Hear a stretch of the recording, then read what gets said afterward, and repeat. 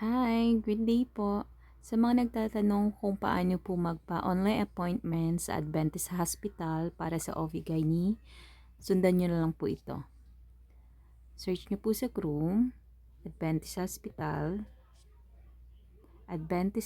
appointment. Yan, tapos ito po yung lalabas, yung nauna, Taiwan Adventist Hospital. Click nyo lang po. Then, ganito na yung lalabas. Online appointment.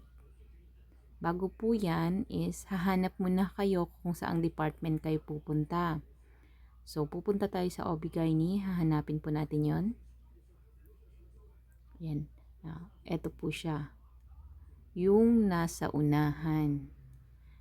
And then, ngayon, ilalagay nyo po dito kung first visit po kayo, magpipill up po kayo rito.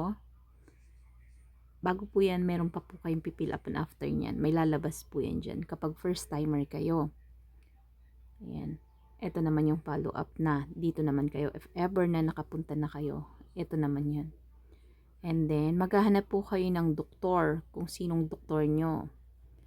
Kapag Sunday po kayo pupunta at gusto nyo po yung doktor na nagtatagalog, ito po yung puntahan nyo, si Dr. Robert Yong. Anyway, si Dr. Robert po is lalaki. Ito po siya. Ayan. Ang gagawin nyo lang po is i-click nyo po siya. Ayan. Kapag ganyan na po, okay na po yan. Nakapag-fill up na kayo dito sa first visit.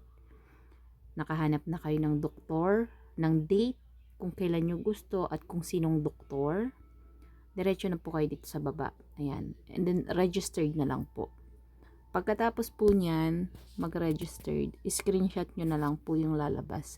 Kasi doon nyo po makikita yung details, kung anong oras, and then, kung pang ilan po kayo. Yun lang po at thank you so much. Sana nakatulong.